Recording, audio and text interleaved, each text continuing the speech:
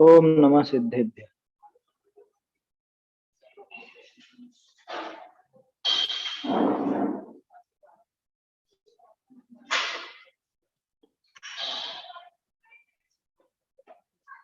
श्री जिन शासन गुरु नमो नाना विधि सुख का आत्म हित उपदेश करें मंगलाचार करें मंगलाचार। आत्मानुशासन ग्रंथराज पर हमारी चर्चा चल रही है। मुनिराजों का जीवन कितना महान होता है, क्या उनमें विशेषताएं होती हैं, किस तरह की उनकी जीवन शैली होती है, कैसे विचार होते हैं, ये सब बातें आप बता रहे हैं आचार्य देव। 259 छंद तक अपनी चर्चा हो चुकी थी, उसमें कितना सुंदर वर्णन आया था कि मुनिराज के आभूषण कौन है, कि जो धूल उनके पूरे शरीर पर लिपटती है, क्योंकि दिन भर नग्न ही रहते हैं, कभी वस्त्र धारण करते नहीं है, सर्दी गर्मी बारिश सभी को सहन करते हैं, और नग्न रहने के कारण शरीर पर जो धूल लगती है वही उनके आभूषण है। शिला का तल उनका स्थान है, कंकरीली भूमि शैया है, गुफा उनका निवास स्थान है। ऐसे ऐसे विशेषताएं थी। और सबसे खास विशेषता क्या थी कि जिन्होंने इस अंधकार की, मिथ्यात्व रूपी अंधकार की, अज्ञान अंधकार की ग्रंथियां तोड़ डाली है, नष्ट कर दी है, आत्मा और आत्मी के विकल्प को उससे दूर कर दिया है। ऐसे वो महामुनिराज हमारे मन को पवित्र कर। तो क्या शब्द आया था? मुक्ति स्पृहा निस्पृहा। जो निष्प्रह है अथवा मुक्ति स्पृहा है, कैसी अजीब बात है। एक तरफ तो कह रहे हो मुक्ति की स्पृहा है उनको, स्पृहा माने इच्छा है ना, कि एक तरफ तो कह रहे हैं कि मुक्ति की स्पृहा है, दूसरी तरफ कह रहे हैं निष्प्रह है। यही विशेषता है कि निष्प्रह जगत की वस्तुओं के लिए, विषय भोगों के लिए पूरी तरह निष्प्रह, रंच मात्र भी आशा नहीं है। बोलते हैं ना अपन, विषयों की आशा नहीं जिनके साम्य भाव धन रखते, ऐसे वो महामुनिराज जो जगत से अत्यंत निष्प्रह है, जिन्हें जगत का कुछ भी नहीं चाहिए, एकमात्र मुक्ति की अभिलाषा, वो भी विकल्पात्मक रूप में कही है। वास्तव में अभिप्राय देखो तो अभिप्राय में तो कुछ भी नहीं चाहिए, ये तो कोरा एक राग का परिणाम है, इतना राग पड़ा हुआ है तो आ जाता। तो ऐसे महान हमारे मुनिराज होते हैं। आगे भी उन्हीं का वर्णन है ना, क्योंकि ग्रंथ का समापन है, तो एक तरह से 10 छंद और है।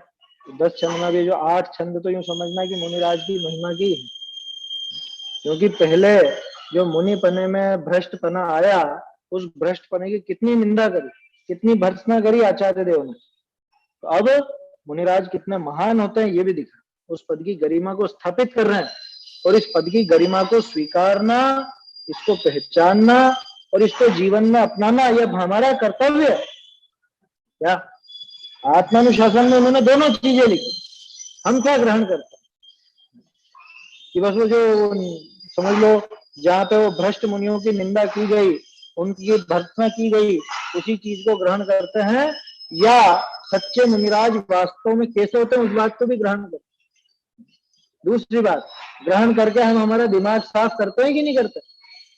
अभी भी हर कैसा कोई भी हो, भ्रष्ट से भ्रष्ट हो, और उसको भी मुनि पद पर मान लेंगे क्या? इसलिए ये यहाँ पे आचार्य देव एक एक विशेषता उनकी खोल करके सामने रखते, कैसे होते हैं हमारे महामुनिराज, कितना उच्च जीवन है उनका, वो यहाँ पर दिख रहा है।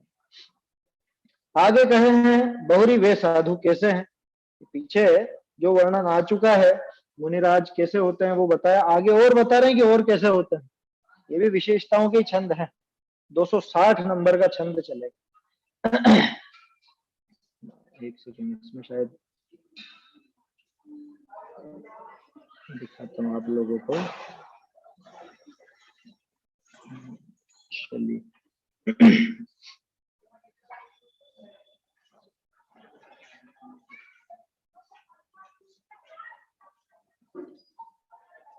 हाँ, इस पे तो नहीं दिखा पाऊंगा, वो इसमें भी नहीं आया। चलिए कोई बात नहीं, बोलते हैं जिनके पास पुस्तक है वही बोलेंगे। दूरारूढ़ तपोनुभाव जनित ज्योति समोत्सर्पण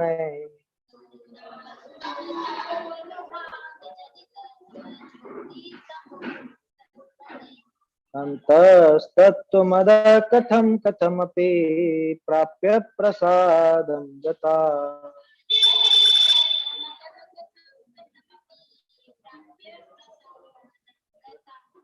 विश्रब्धं हरिणी विलोल नयनैरापीयमाना वने।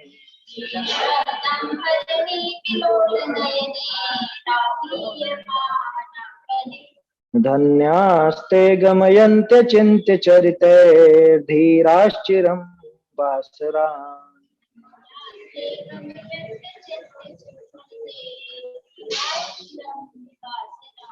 दूरारूढ़ तपोनुभाव जनित ज्योति समोत्सर्पण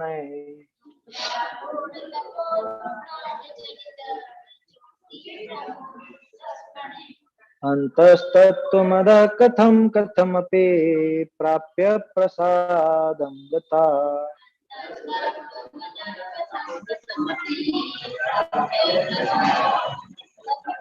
विश्रब्धं हरिणी विलोल नयनैरापीयमाना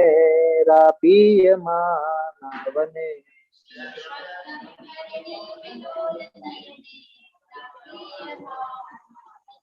धन्यास्ते गमयन्त्य चिन्त्य चरिते धीराश्चिरं वासरान्।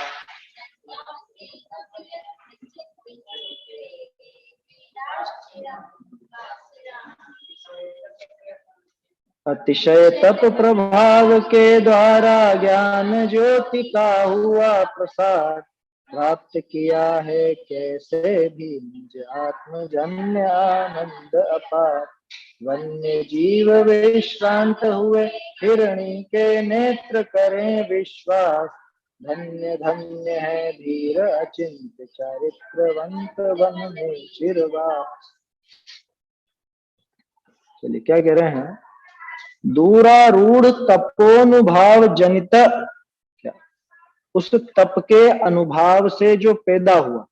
कैसा तप, कि दूरारूढ़, दूरारूढ़ मतलब अतिशय, मतलब दूर शब्द अकेले दूर के लिए नहीं होता है, दूर का अर्थ उच्च पने के अर्थ में भी आता है ना।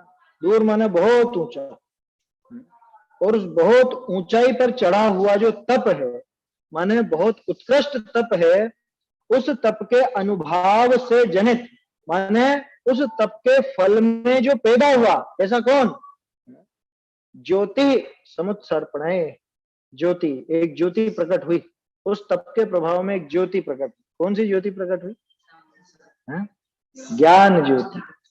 वो जो ज्ञान की ज्योति प्रकट हुई है, उसके समुत्सर्पण से, माने उसके विस्तार से। उत्सर्पण और अवसर्पण बोलते हैं ना, उत्सर्पणी अवसर्पणी नाम सुनना होगा। उत्सर्पणी में बढ़ता जाता है, अवसर्पणी में घटता जाता है, तो ऐसे ये उत्सर्पण है, माने उस ज्ञान ज्योति के समुत्सर्पण से अंतस्तत्वम अधः, अधस शब्द के रूप पढ़े होंगे ना, अधस माने ये है ना, अधस माने ये, कि ये अंतस्तत्व, ये अंतरंग जो अपना आत्मा है, अपना शुद्ध स्वभाव है, ज्ञान दर्शन सुखमय अपना स्वभाव है, उस स्वभाव को कथम कथम अपि प्राप्य, कथम कथम अपि मतलब कैसे भी करके, जिस तिस प्रकार से, कैसे भी करके उन्होंने इस अंतस तत्व को प्राप्त करके प्रसादम गता। प्रसाद किसको बोलते, प्रसाद, प्रसाद का अर्थ होता है प्रसन्नता, है समझ में। प्रसाद और प्रसन्नता एक ही चीज, प्रसाद माने प्रसन्नता। वो जो प्रसन्नता को प्राप्त हुए, प्रसन्नता को प्राप्त क्यों हुए हैं, यार उस अंतस तत्व को उन्होंने पाया ना, तो अंतस तत्व में ऐसी क्या विशेष बात आ गई जो प्रसन्नता को प्राप्त हुई। भाई जिसमें जो चीज भरी होती है उससे वो चीज मिलती है ना। दूध में आप शक्कर डालोगे तो क्या होगा, क्या होगा दूध में, चलो दूध छोड़ दो, पानी में शक्कर डालेंगे तो क्या होगा, पानी कैसा हो जाएगा, मीठा हो जाएगा। और पानी में नमक डालेंगे तो खारा हो जाएगा, नींबू डालेंगे तो खट्टा हो जाएगा। तो जिसका आश्रय लिया जाएगा उसमें जो वस्तु भरी है वही चीज निकल के सामने आएगी ना। तो अंदर प्रसन्नता यानी सुख, वो सुख अपना स्वभाव है ना। मैं ज्ञान आनंद स्वभावी हूं बोलते हैं ना, तो ज्ञान और आनंद अपना स्वभाव है।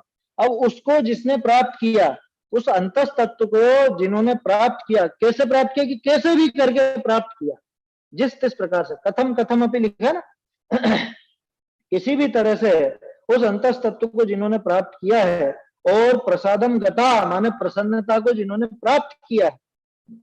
और क्या विशेषता है, ये मुनिराज की विशेषता है कि कैसे हमारे मुनिराज, ये पहली विशेषता तो यह है कि अत्यंत उत्कृष्ट तप तपते हैं। दूसरी विशेषता, उस तप के प्रभाव में माने उस तप के फल में वो विशिष्ट ज्ञान उनका बढ़ता है, तो ज्ञान ज्योति बढ़ती जाती है। तीसरी विशेषता, अंतस तत्व को उन्होंने प्राप्त किया है, और इसी में जुड़ी हुई बात, अंतस तत्व को प्राप्त किया है इसलिए वो प्रसाद को प्राप्त किया। तो प्रसाद बढ़ता है ना, प्रसाद प्रसाद का अर्थ प्रसन्नता ही होता है वास्तव में। प्रसाद शब्द उस जिस धातु से बना, प्रसन्न शब्द भी उसी धातु से। तो प्रसाद माने प्रसन्नता, ये भगवान का प्रसाद है, माने भगवान ने खुश होकर के दिया, यही अर्थ हुआ ना कि राजा जी ने प्रसाद भिजवाया, माने राजा जी खुश हुए, प्रसन्न हुए तो भिजवाया, तो ये राजा जी का प्रसाद ऐसा। तो ठीक ऐसे ये भी प्रसाद को प्राप्त, क्यों? क्योंकि प्रसन्नता रूप स्वभाव का, सुख रूप स्वभाव का इन्होंने आश्रय लिया, इस सुख रूप स्वभाव को इन्होंने प्राप्त किया, इस अंतस तत्व को किसी प्रकार प्राप्त करके ये उस प्रसाद को प्राप्त हो गए। और देखो और कैसे हैं, विश्रब्ध है, विश्रब्ध, विश्रब्ध माने, विश्रब्ध माने इन पर विश्वास किया जाता है। विश्रब्ध शब्द के कई अर्थ हैं, लेकिन यह विश्वास वाला बना। विश्रब्धम विश्वसनीय है, किसके द्वारा? हरिणी विलोल नयने रापीय माना वने, वने माने उस जंगल में। हरिणी का तो एक उदाहरण आया था ना पहले, इसी में था ना वो छंद कि जिसके मुंह में घास है, घास जिसने मुंह में ले रखी है, और जो बिल्कुल डरती है और ऐसी और वैसी, और फिर भी लोग उसका मांस खा जाते। मांसाहारी की निंदा के प्रकरण में था वो छंद जो था। तो यहाँ पे भी देखो, हरिणी विलोल नयने, हिरणी के नयन कैसे होते हैं, आंखें कैसी होती है? विलोल, विलोल माने चंचल, अत्यधिक चंचल, ऐसे कातर, एक तो डरपोक वैसे ही रहती है बेचारी, जरा सी ऐसे यूं चुटकी बजी और एकदम से इधर से उधर घूम गया, क्या हुआ, ये खटका क्यों हुआ, अचानक से चमक जाए ऐसे। तो विलोल नयनों से आपीय माना, हाँ वो अलग है वहां पर। आपीय माना, आपीय मान मतलब दृश्यमान है ना, देखे जाते हैं। वो मुनिराज किसके द्वारा देखे जाते हैं? उन हरिणियों के द्वारा देखे जाते हैं, और विश्रब्ध होते हैं। माने हिरण्या किसी पर विश्वास करती है क्या? हिरण जो प्रजाति है बहुत डरपोक प्रजाति है, सहजता से उनको किसी पर विश्वास आता नहीं है। और ये जो हिरण्या हैं, ये जंगल में इनको देख करके और इन पर विश्वास करती है। माने मुनिराज की जो मुद्रा है वो इतनी विश्वसनीय है कि एक निरीह बेचारा मूक जानवर भी उन पर भरोसा, ये मुनिराज की विशेषता। छेडाला में लिया ना, उपल खाज खुजावते, आया समझ? तीन सुथिर मुद्रा देख मृगगण, उपल खाज खुजावत। बोलो, हिरणों की इतनी हिम्मत कैसे होगी? इतनी हिम्मत कैसे होगी? इतनी हिम्मत है उनमें, आप जाओ उनके पास, वो आ जाएंगे आपके पास? डर के भाग जाएंगे, बहुत डरपोक प्राणी, वो डर के भाग जाए और वो आकर के उनसे खाज खुजा रहे हैं। वो हिरणी उनको बिल्कुल विश्वासपूर्ण नेत्रों से देख रही है। इसका क्या मतलब निकला? इसका मतलब ये निकला कि मुनिराज की मुद्रा इतनी शांत है, इतनी शांत मुद्रा के धारी हैं कि दूसरे जीव भी अत्यंत शांति को प्राप्त होते हैं। अरे मुनिराज को देख के वो शेर आश्चर्यचकित हो गया, सम्यक दर्शन प्राप्त किया उसने, महावीर स्वामी के जीव ने मुनिराज की वो शांत मुद्रा देख कर भी। हे प्रभु, शांत नासाग्र दृष्टि स्थिर मुद्रा हमें बताती है कह रहे हो तो भगवान की बात। अरे तो भगवान की और मुनिराज की मुद्रा में कोई अंतर है क्या? मुद्रा तो दोनों की एक जैसी रहती, कोई अंतर आता है क्या? वही वीतराग की मुद्रा। अच्छा ये बताओ, मुनिराज की प्रतिमा बनेगी तो कैसी बनेगी? प्रतिमा बनेगी तो मुद्रा कैसी रहेगी? जैसी अरहंत की है वैसी की वैसी रहेगी। कोई अंतर आएगा क्या? आए समझ में? वो विशेष बात नहीं है। यहाँ पे जो श्रीवत्स चिन्ह होता है, वो श्रीवत्स चिन्ह अरहंत दशा की निशानी है। तो सिद्धों की प्रतिमा बनती है तो उसके अंदर नहीं रहती। तो सिद्धों की बनेगी और साधु की बनेगी, वो एक जैसी बनेगी। नहीं बनती है उनकी प्रतिमाएं। नहीं श्रीवत्स चिन्ह लगाते हैं ना। हाँ लगता, देखा है ऐसी प्रतिमाएं तो देखी। वो तो मुनिराज की में, बाहुबली स्वामी की तो मुनिराज की प्रतिमा है, उसमें तो कायदे से नहीं लगना चाहिए। अब वो बनाने वाले बना देते हैं, कोई ध्यान देता नहीं है, उससे विशेष फर्क पड़ता नहीं। वो सिर्फ एक निशानी है, अरंत दशा की निशानी है। श्रीवत्स चिन्ह वो जो बीच में फूल जैसा रहता है यहाँ सीने के बीच में, वो अरंत दशा की निशानी है। बाकी तो ठीक है, जैसी भी लिखा हो शास्त्र में उस हिसाब से मान है। किस क्या? हाँ अरंत केवली की है प्रतिमा। हाँ खड्गासन प्रतिमा है अरंत भगवान की। पहले मैं सिद्ध की समझता था उनको, लेकिन सिद्धों की नहीं है वो, अरंत भगवान की। वो तो चिन्ह है उस श्रीवत्स चिन्ह। देखो देखी होगी ना तुमने खड्गासन प्रतिमा जो है, ये ध्यान दिया बीच वाली वेदी पे है ना। पीछे पीछे की तरफ है, चंद्रप्रभ भगवान के पास में नीचे। देखो तो क्या बात कर रहे हैं यहाँ पे कि विश्रद्धम हरिणी विलोल नयने रापी माना वने। तो जंगल में उन विलोल नयन वाली हिरणियों के द्वारा भी देखे जाते हैं और विश्वास किए जाते हैं। कहने को बिल्कुल सामान्य विशेषण है, और इसमें क्या बड़ी बात है, विश्वास पात्र होगी, इसमें क्या खास चीज ये है कि किनके द्वारा विश्वास किया? वो जो सबसे कमजोर सबसे डरपोक ऐसा जीव भी उन पर भरोसा करता, उनका विश्वास करता। कैसे है वो मुनिराज? धन्या ते धन्या, वे महामुनिराज धन्य है। गमयंती अचिंत्य चरिते धीराश्चिरम वासरान। वासरान गमयंती, वासर किसको बोलते हैं? वासर माने दिन है, समझ में? वासर वार एक ही बात, रविवासर भी कहा जाता है, रविवार भी कहा जाता है समझ में? तो ये वासर माने दिन। वासवान गमयंती, कि ऐसे वे धन्य महामुनिराज वो दिनों को बिताते हैं। कैसे बिताते हैं? अचिंत्य चरिते है, अचिंत्य चरित्र के द्वारा। अचिंत्य जिनका आचरण, अचिंत्य जिनकी चर्या, ऐसे जिसका चिंतन नहीं किया जा सकता, जो अपने कल्पनाओं से परे ऐसे विशिष्ट आचरण के द्वारा अपने दिनों को व्यतीत करते। कह रहे तो ये तो बहुत परेशान हो जाते हो, दिन बिता रहे हैं, कब तक बिताएंगे? तो उनको करना क्या है? जो काम यहाँ पे कर रहे हैं, शरीर है जब तक उस हिसाब से चल रहा है, शरीर छूट जाएगा मुक्त हो जाएंगे। अभी भी आत्मलीनता करते हैं, वहां भी आत्मलीनता करते। धन्या ते गमयंती अचिंत्य चरिते, धीरा, धीर है, धीर कहा ना मुनिराज, धीरा किसके लिए आया विशेषण?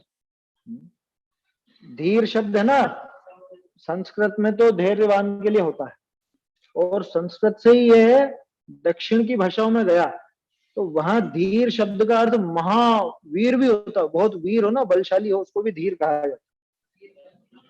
हाँ धीर वीर बोलते ही अपन, तो वहां अकेले धीर से भी काम चल जाता। तो ऐसे जो निर्भय और महावीर मुनिराज हैं, ऐसे धीर वीर मुनिराज वो वासरान गमयंती, वो दिनों को व्यतीत करते। चिरम, चिरम आ गया ना, चिरम यानी बहुत लंबे समय तक वो ऐसे ही दिनों को व्यतीत करते हैं। कब तक? आयु है जब तक, उसके बाद क्या करेंगे? उसके बाद मोक्ष जाएंगे, और क्या करेंगे? अथवा पहले से ही वो उन दिनों को इस तरह से व्यतीत करते हैं अपने उदात्त चरित्र के द्वारा। सरल है छंद है ना, विशेषताएं बता रहे हैं आचार्य देव की, आचार्य की क्या मतलब, मुनिराज की, साधु मुनियों की विशेषताएं बताओ कि कैसे होते हैं हमारे मुनिराज। तब जाके पूरा 3 लोक उनको सिर झुकाता है, इंद्र आकर के स्तुति करता है ना मुनियों की। देखो अर्थ पढ़ता हूं, सरल है छंद। अतिशय पणे तप के प्रभाव ते उपजी ज्ञान ज्योति, ताके प्रकाश करी वह निजात्म तत्व, ताही क्यों ही प्राप्त होए करी। क्यों ही मतलब कैसे भी, किसी प्रकार से। क्यों ही का मतलब कि क्यों प्राप्त कर ली, ये समझना। हिंदी अनुवाद क्या किया,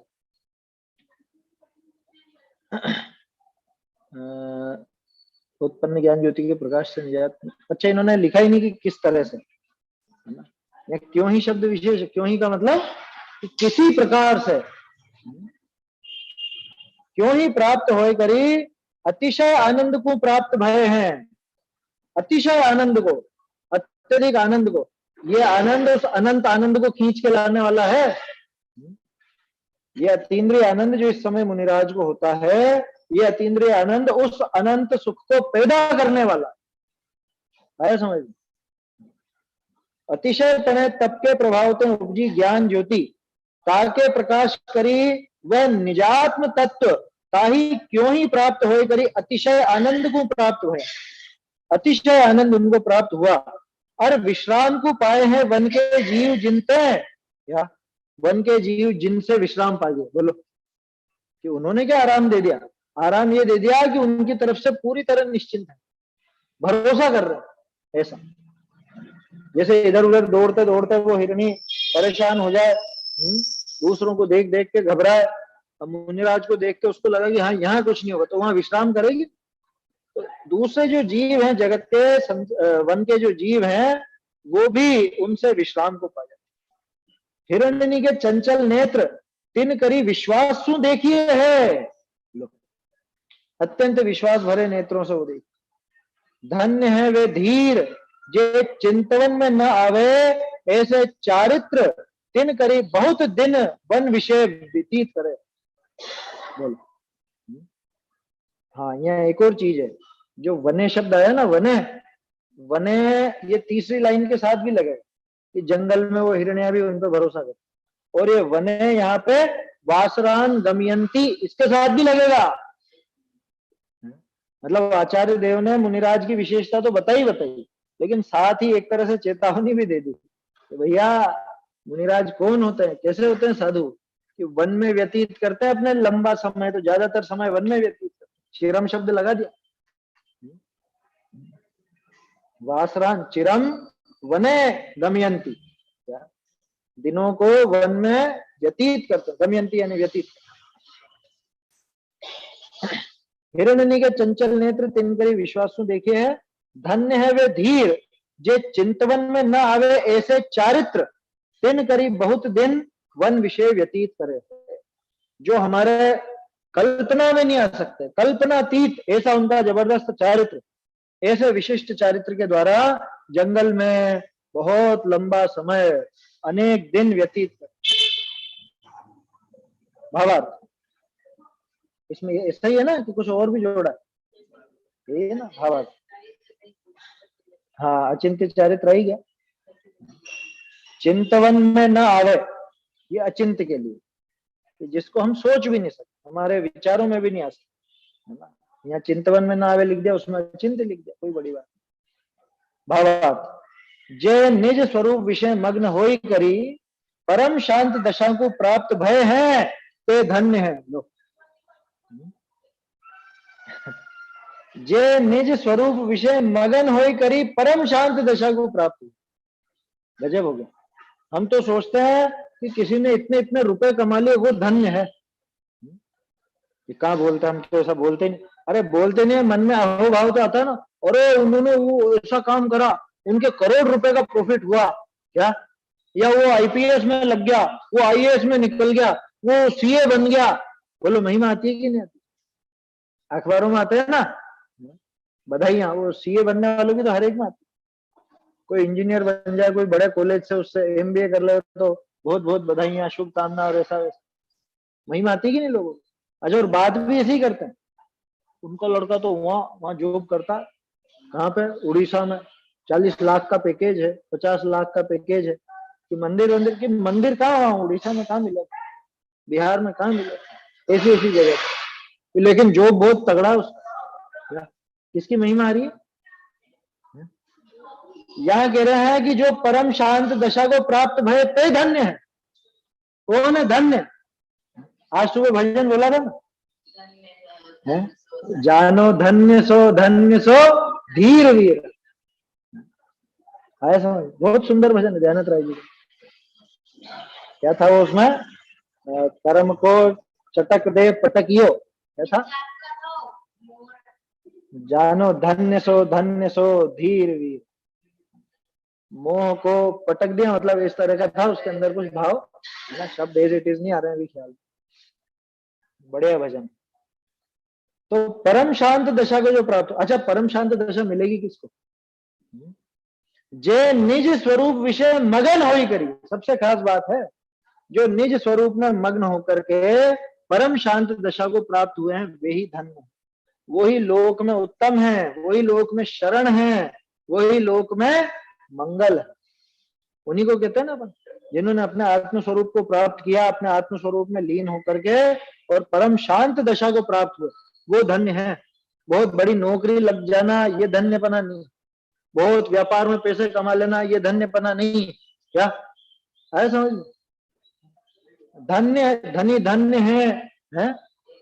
बोलो, धनी धन्य है वे जीव नरभव पाए यह कार्य किया। कौन सा कार्य किया? हाँ वही बात है यहाँ पे। निज स्वरूप विषय मग्न होए करी, निज स्वरूप में मग्न होकर के परम शांत दशा को जो प्राप्त हो वो धन। जिसको किसी भी लौकिक वस्तु की, लौकिक कार्य की या लौकिक उपलब्धि की महिमा आती है, वो वास्तव में उसको मुनिराज की अरहंत दशा की महिमा है। समझ? वो ऊंचा लगता है ना, लौकिक कार्य कुछ ऊंचा लगता है तो समझ लेना मुनि दशा की या ये शांत दशा की महिमा नहीं है, उसको आकुलता की महिमा है। अभी तो वो आकुल व्याकुल होना बर्दाश्त करता, आकुल व्याकुल होना पसंद है उसको। निराकुल सुख, निर्दोष सुख, निर्दोष आनंद लो जहां भी प्राप्त। जिन्होंने वो प्राप्त किया वो धन्य है, होंगे कि नहीं होंगे? वास्तव में धन्य वही है। पहले भी आया था ना, एक छंद में था धन्या मुनिवरा, इस तरह का छंद में आया था कि वो धन्य है मुनिराज। क्यों? क्योंकि वो स्वरूप में मग्न होकर के परम शांत दशा को प्राप्त हुए, वो धन्य है। जो आज तक अपने स्वरूप को नहीं पहचान पाया वो जीव तो महा अभागा है, वो धन्य कैसे? जिसको निराकुल सुख की एक झलक भी नहीं मिली, परिचय भी नहीं मिला, वो धन्य कैसे होगा?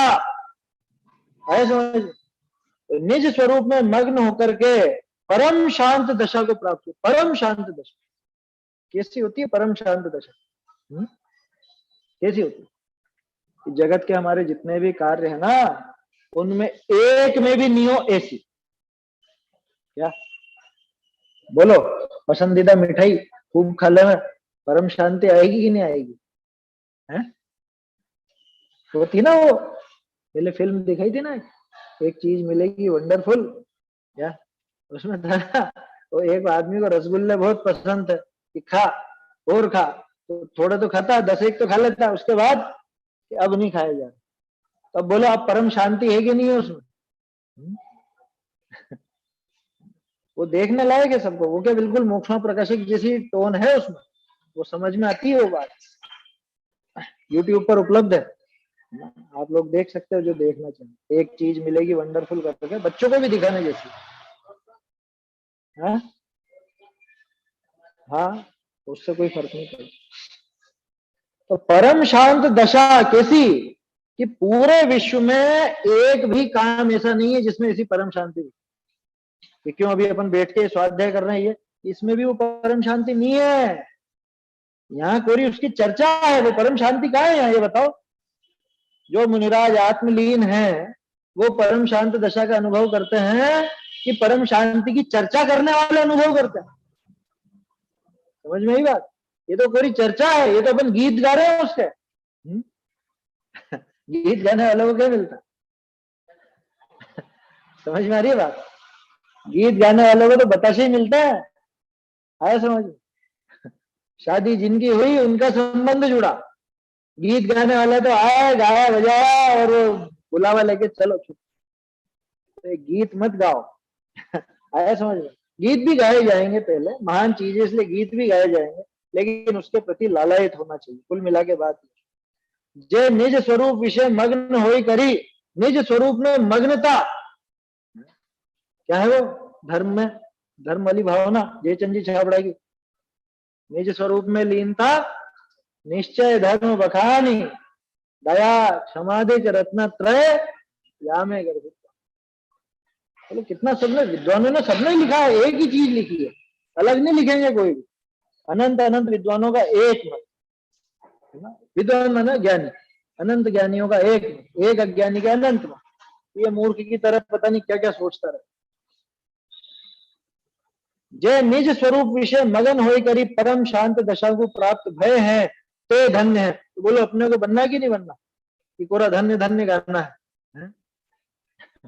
कि पूरा गीत गाना है, हमारा बनना और हमारी बननी, कितना हमारा और हमारी। चलो बनने का, बनने की तो बननी और बनने का बनना, तुम्हारा क्या लगता है? समझ में ही बात? गाने वाले को कुछ नहीं मिलता, ना वो गाने वालों का लाड़ा, ना गाने वालों की लाड़ी। लाड़े का, लाड़े की लाड़ी और लाड़ी का लाड़ा, संबंध उनका हुआ। समझ में आ रही है बात? इसलिए आगे बढ़ करके अपने को ये धन्य दशा अपने जीवन में प्रकट करनी चाहिए, ये प्रेरणा है। और मुनिराज ऐसे होते हैं, मुनिराज परम शांत दशा को प्राप्त होते हैं और इसीलिए धन्य होते हैं। इधर उधर तोड़ फोड़ कराने जाए या इधर के विकल्पों में, समाज के विकल्पों में इसमें फंसे रहे, वहां कहां परम शांति होगी बताओ? परम शांत दशा को कैसे प्राप्त होगा? इसलिए निज स्वरूप में मग्न होकर के जो परम शांत दशा को प्राप्त होते हैं वो धन्य। और कौन होते हैं वो? मुनिराज है। और कौन? वन के जीव भी तिनसु भय न करे, सबनी को प्रिय है। बोलो जगत प्रिय है, जगत प्रिय है। समझ में? गुरुदेव के प्रवचन देखते हैं ना, उसमें वो एक शब्द बहुत बोलते हैं, ए देवानुप्रिया। देवानुप्रिया सुना है? क्या मतलब देवानुप्रिया? देवों को भी प्रिय ऐसे मनुष्य है। समझ? देवानुप्रिया। कोई तो सोचे कोई लड़की का नाम होगा, बेटी होगी कोई महिला, उसको बोल रहे हो, ऐसा नहीं। देवानुप्रिया मैंने देवों को भी जो प्रिय है, ऐसा, ऐसी मनुष्य दशा को प्राप्त तुम लोग भव्य जीव है। समझ? मुनि दशा तो ऐसी कि सबको प्रिय, क्या देव, क्या मनुष्य, क्या तिर्यंच, सबको प्रिय है। वो हिरण्या भी, हिरणी का उदाहरण दिया, वो हिरण्या भी भय नहीं खाती उनसे। जो हर एक छोटे से छोटे खटके पर बिल्कुल एकदम घबरा जाए, भाग जाए, वो भी वहां भय नहीं खाती। आया समझ? ऐसे महामुनिराज होते हैं, ऐसे हमारे मुनिराज का शानदार जीवन होता है, परम शांत रस उनके जीवन में झरझर झरता है। आगे ऐसी बुद्धि उनकी कहा करे सोई कहे है। ऐसे जो महाबुद्धिमान, तब से प्रकट हुई ज्ञान ज्योति आई थी ना, वो ज्ञान ज्योति कैसी है, क्या करते हैं उससे, वो बताते हैं। ये शाम बुद्धिर्लक्ष्यमाण भिदयोराशात्मनोरंतरम,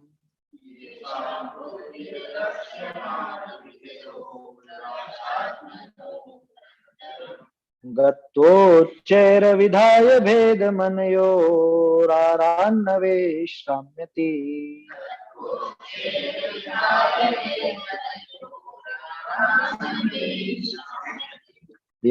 येरन्तर्विनिवेशिता शमधनेर्बाढं बहिर्व्याप्तय।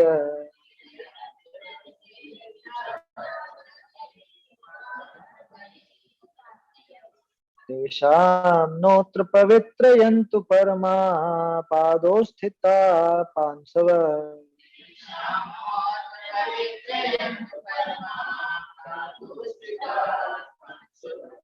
येषां बुद्धिरलक्ष्यमाणभिदयोराशात्मनोरन्तरम्।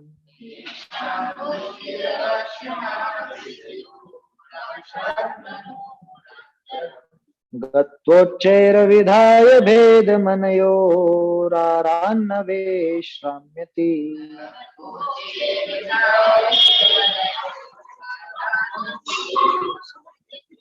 यैरन्तर्विनिवेशिता शमधने बाढं बहिर्व्याप्तयः।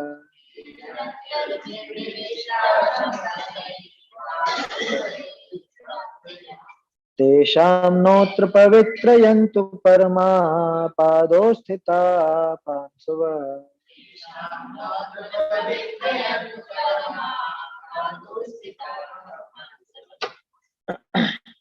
ज्ञान राग का भेद अगोचर उसमें फिर जिनका मति ज्ञान। भेद ज्ञान के बिना न जिसको मिलता कभी नहीं विश्राम। बाह्य वस्तु से वृत्ति हटाकर अंतस में स्थित शमधन। किसे पवित्र करे नहीं उनके चरण कमल स्थित रजधन। देखो, ये शाम माने जिनकी, ये शाम बुद्धि, कि जिनकी बुद्धि कैसी है, कि जिनकी बुद्धि, पहले दूसरी लाइन के आखिर में देखो, आरा न विश्राम्यति, कि जिनकी बुद्धि विश्राम नहीं पाती। विश्राम नहीं पाती मतलब विश्राम नहीं पाती, क्या करते हुए विश्राम नहीं पाती?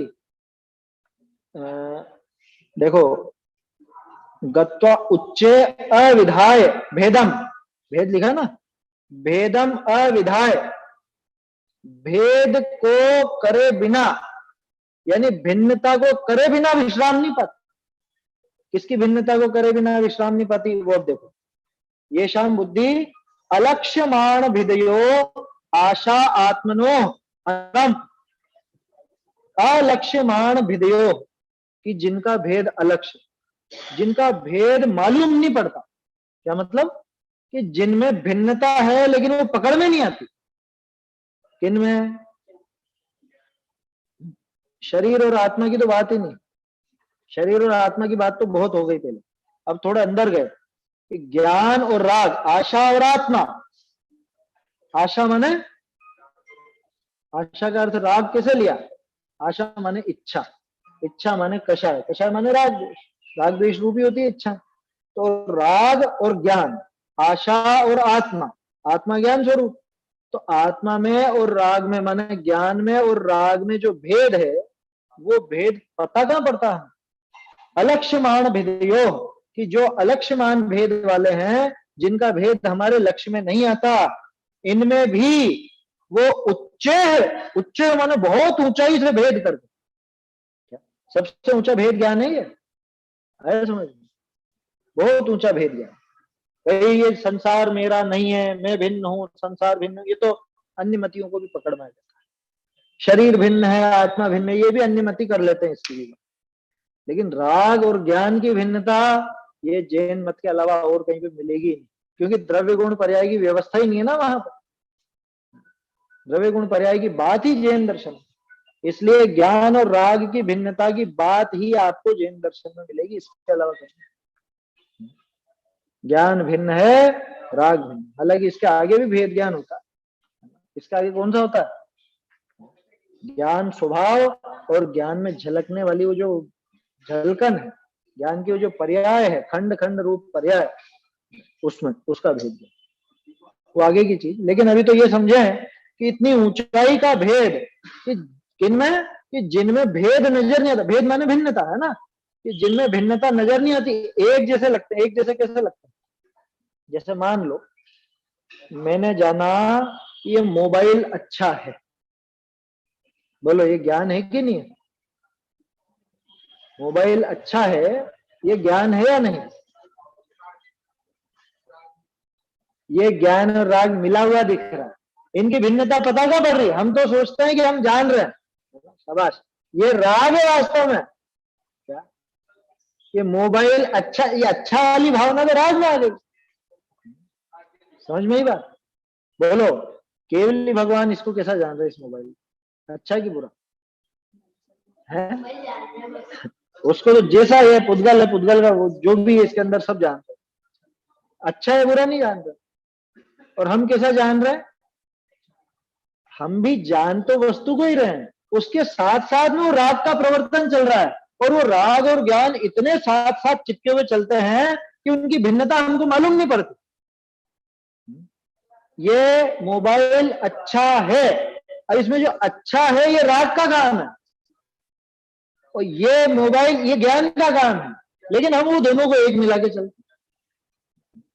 जैसे लोग बात कुतर्क करते हैं ना, हम तो टीवी को गे भाव से देख रहे हैं, कि तू टीवी को जो जबरदस्ती देख रहा है या जो भी मतलब है ना, फिल्म हो सीरियल हो या कुछ भी, ये गे भाव से नहीं तो राग भाव से।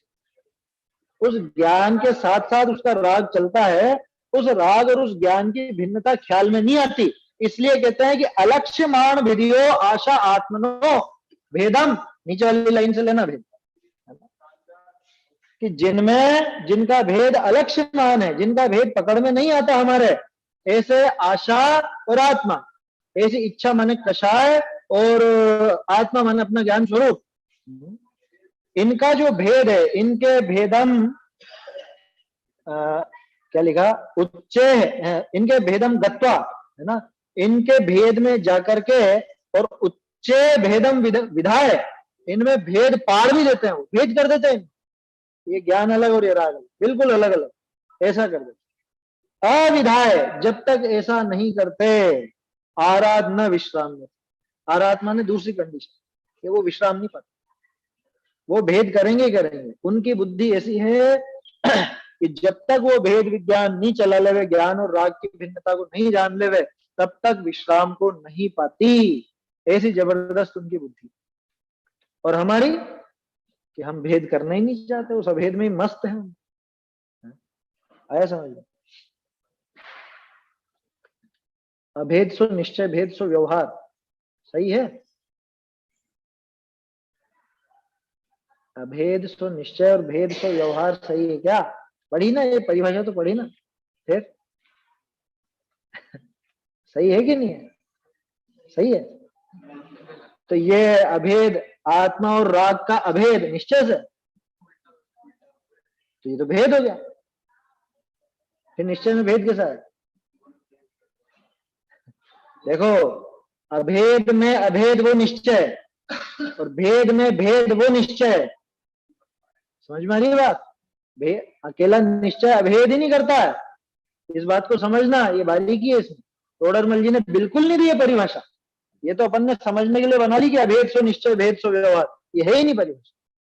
सीधी परिभाषा यथार्थ निरूपण सो निश्चय, उपचार निरूपण सो व्यवहार, सबसे सटीक परिभाषा। आज दिन में ही चर्चा हो रही थी। समझ में आ रही है बात? क्योंकि अभेद वस्तु है ज्ञान और आत्मा, ठीक है?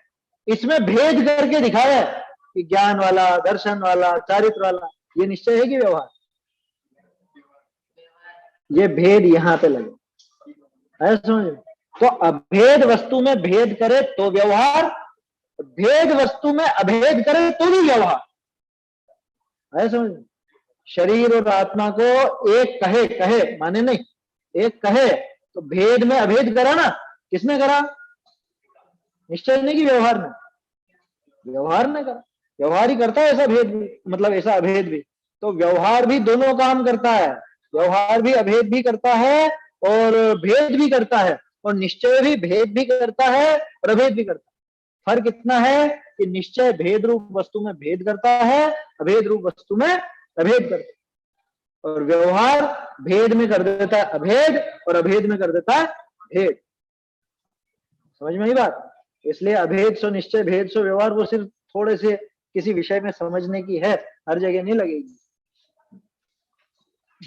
अब यहाँ पे मुनिराज का जो ज्ञान है वो क्या व्यवहार आश्रित चलेगा? वो तो देखेंगे, जो भिन्न भिन्न वस्तुएं हैं उनको भिन्न भिन्न देखेंगे। हम लोगों को पकड़ में नहीं आती, लेकिन उनको तो आती है ना। उनकी बुद्धि तब तक विश्राम नहीं करती, तब तक वो आराम नहीं करते, जब तक वो ज्ञान और राग में भेद नहीं देख लेते, बारंबार नहीं देख लेते। कब कब देखते हैं वो?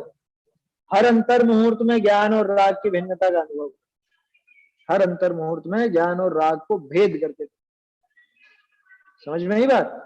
ऐसे तो उनकी बुद्धि विश्राम नहीं पाती जब तक वो नहीं कर ले वैसा। और क्या कह रहे हैं? फिर वो क्या करते हैं भेद करके? ये अंतः विनिवेशिता है ना, ये अंत विनिवेशिता, वो अंदर में उन्होंने विनिवेश किया। विनिवेश किसको बोलते हैं? इन्वेस्टमेंट। अपनी बुद्धि का इन्वेस्टमेंट कहाँ किया? अपने उस ज्ञान का उपयोग का इन्वेस्टमेंट, यानी उसको कहाँ लगाया? अंत, अपने अंतरंग स्वरूप में लगा दिया। शम धने, उन शम रूपी जिनके पास धन है, ऐसे शम धन, मुनिराज का एक पर्यायवाची नाम है शम धन। साम्य भाव धन रखते हैं, वहां साम्य भाव, ये शम भाव। शम और साम्य में थोड़ा सा अंतर है। शम माने शांति, कषायों का उपशमन, प्रशम, प्रशम बोलते हैं ना, वो शमन, वो शम है। और साम्य तो वीतराग भाव का नाम, हालांकि हाँ, शम माने शांति, ठीक है, सही है वो।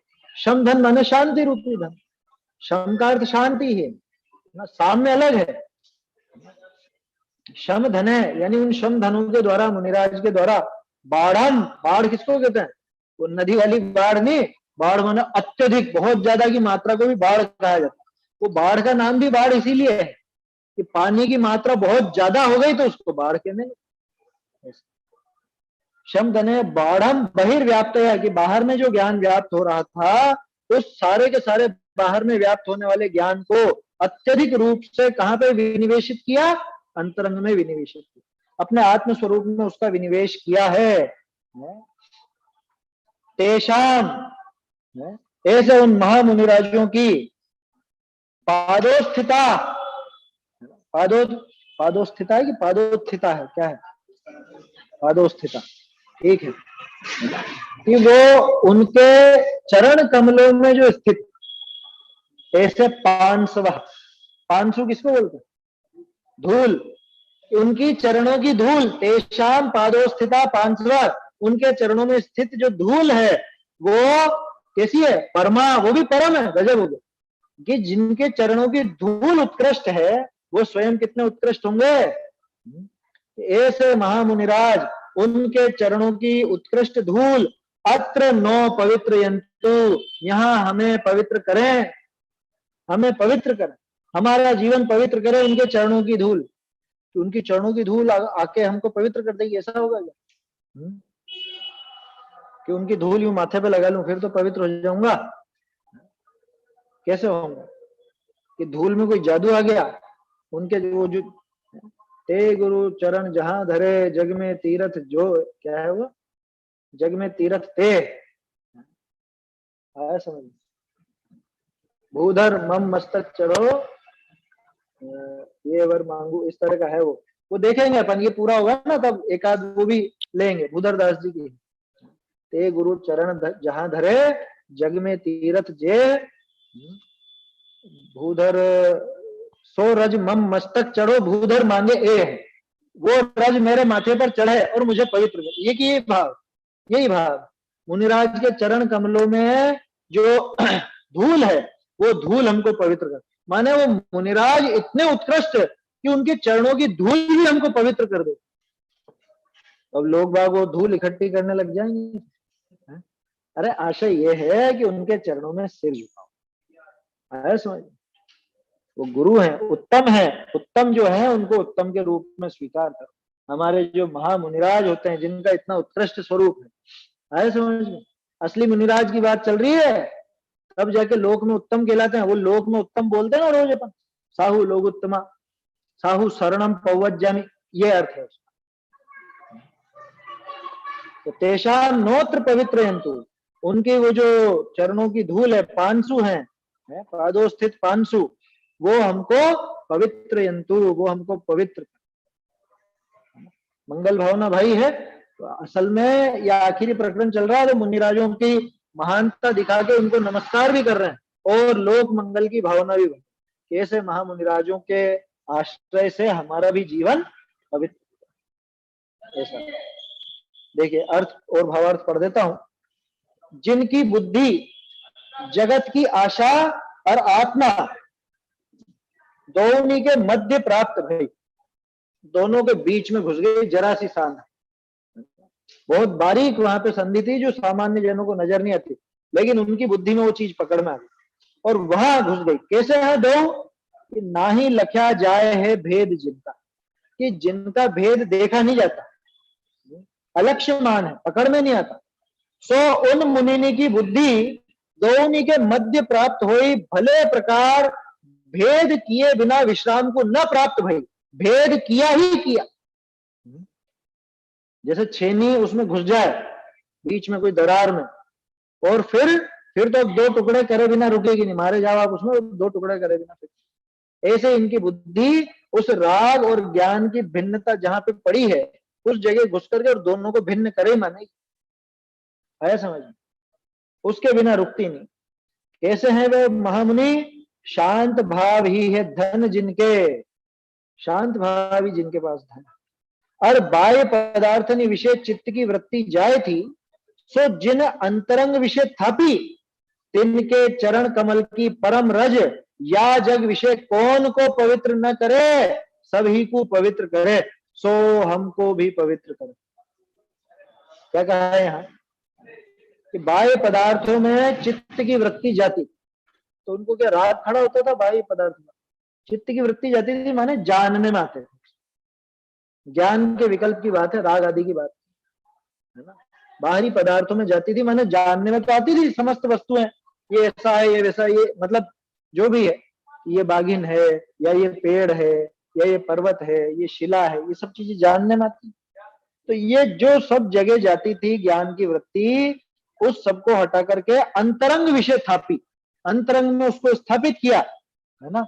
ऐसे वो महामुनिराज, उनके चरण कमल की परम रज, उत्कृष्ट रज धूल इस जगत में किसको पवित्र नहीं करे, सबको ही पवित्र करती है। सो हमको भी पवित्र करो, तो वो हमको भी पवित्र।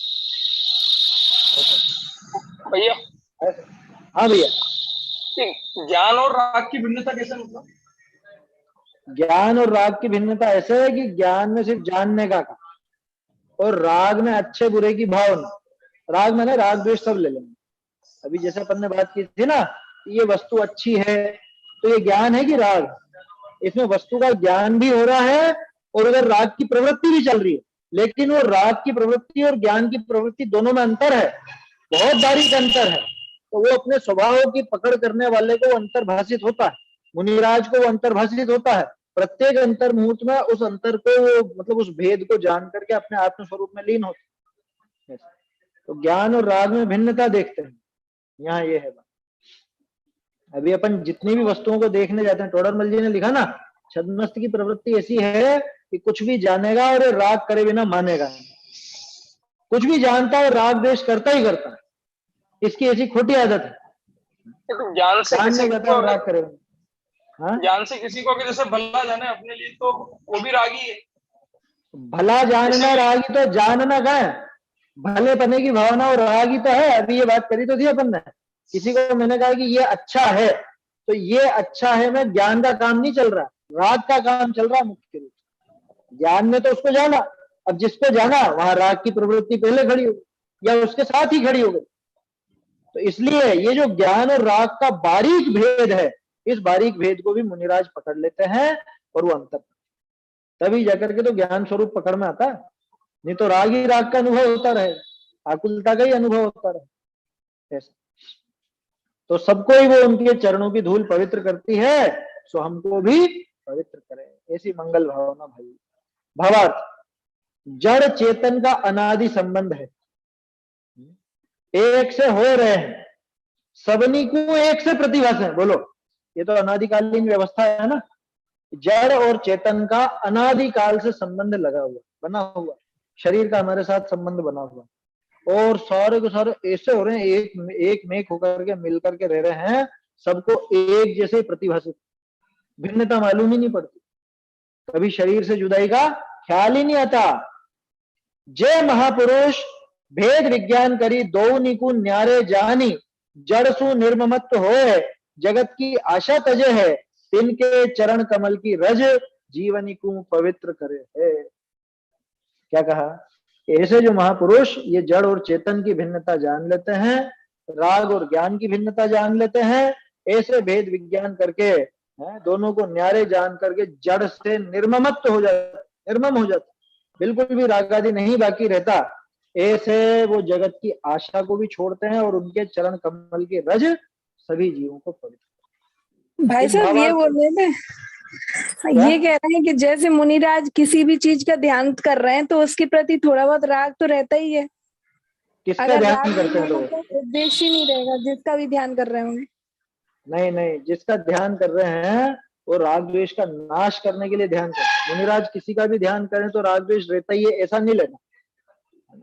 ऐसा इसलिए नहीं लेना क्योंकि अगर ध्यान राग के लिए किया जा रहा है अथवा वो राग पूर्वक वो ध्यान हो रहा है तो वो ध्यान किस काम? ध्यान तो कर्मों को खिपाने के लिए है ना, कर्मों के नाश के लिए है वो ध्यान। ध्यान तो रूपी अग्नि आकर्षित में तो हो कर्म रहे हैं वो जलते हैं। उससे, हाँ, किसी न किसी चीज से आकर्षित होंगे तभी तो वो ध्यान कर रहे हैं। नहीं नहीं नहीं, ऐसा नहीं है। ध्यान चला करके भी किया जाता है।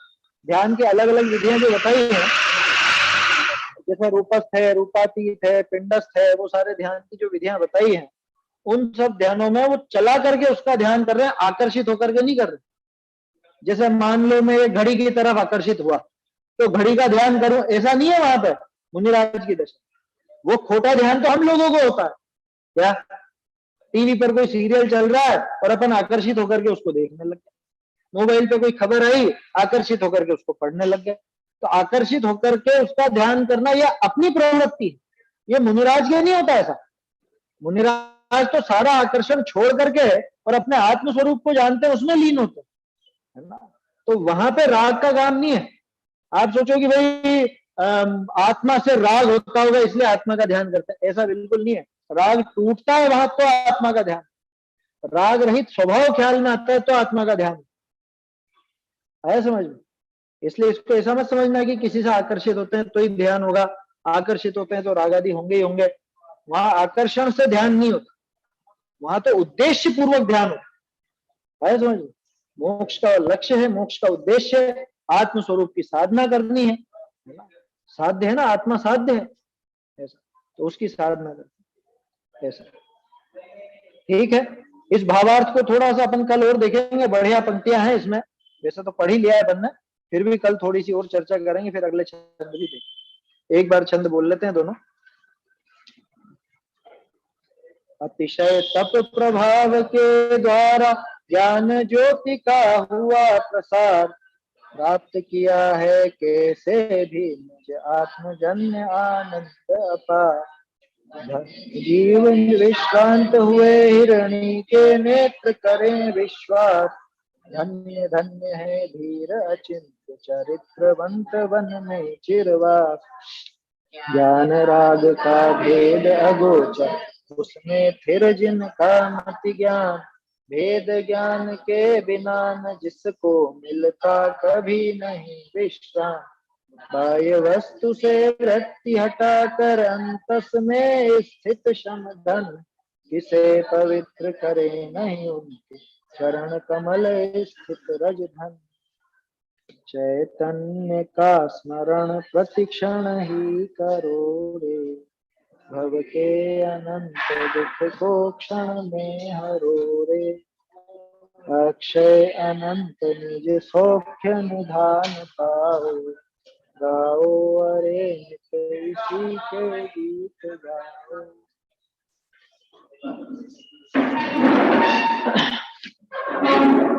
जिन्वाणी स्तुति।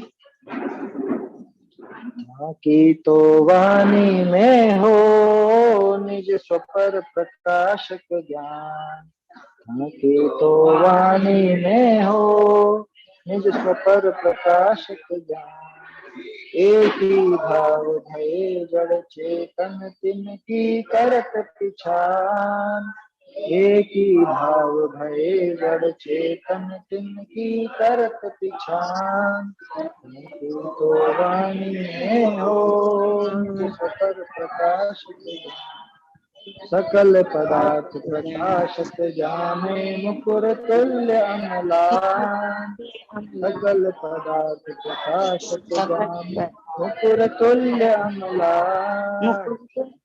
वाणी में हो निज स्वपर प्रकाशक ज्ञान, जग चूड़ामणि शिव भय ही जिनकी नो सरधान। जग चूड़ामणि शिव है ते ही जिनकी नो सरधाम। तो वाणी में हो निज स्वपर प्रकाशत जान। भाग चंद्र बुध जन ताहि को निश दिन करत बखान। भाग चंद्र बुध जन ताहि को निश दिन करत बखान। तो वाणी में हो निज स्वपर प्रकाशत जान। तो वाणी में हो